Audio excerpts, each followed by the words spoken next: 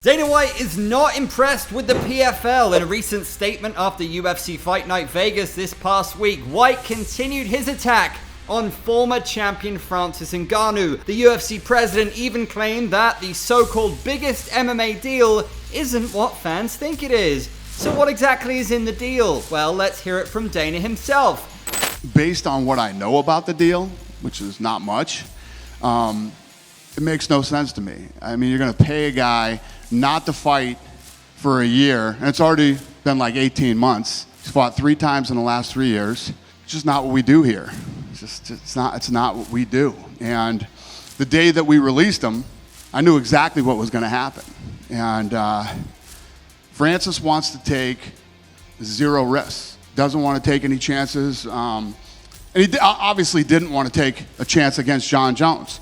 And after we saw what happened with Ciryl Gane, you know, I don't blame him. I think the outcome would have been exactly the same, and I'm sure most of you do, and I'm sure Francis does too. PFL is going to pay this guy to train for a boxing match that may not even happen and that they might not even be involved in. How does that make any sense?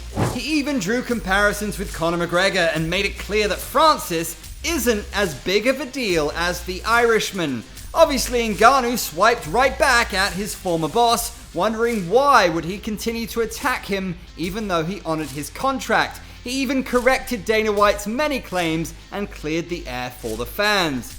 But why is Dana White attacking Francis Ngannou? Well, more or less, deals like this will only make fighters represent themselves much better in the sport. Not denying the UFC hasn't changed the sport for the better, but the stagnation in pay and no changes in compensation is really irking the fighters. Needless to say, if more options like BKFC and the PFL continue to turn up, then the UFC might lose its grip on the sport of MMA. This could in turn see a slew of top names leaving the promotion in pursuit of greener pastures.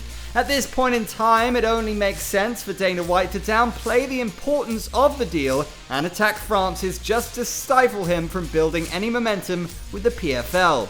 Has this ever happened before? Yes, indeed it has, and not with just championship caliber fighters, but even with Hall of Famers. A fallout of this nature has occurred with the greatest heavyweight arguably of all time in Fedor Emelianenko and Randy Couture.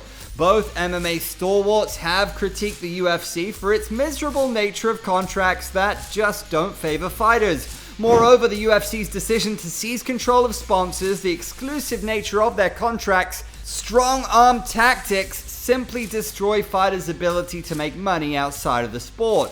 Whereas Fedor chose to never sign with the promotion, Randy trashed the UFC's contracts after his exit from the promotion. He also pointed out key flaws that really undermine fighters' ability to earn, as contracts remain the same despite the sport's massive growth.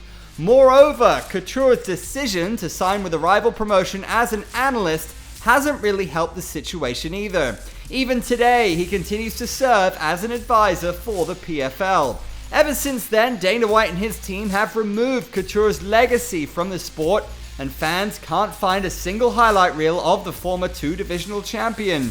We can expect something similar to happen with Ngannou, and we can all say goodbye to ever seeing that Overeem KO again.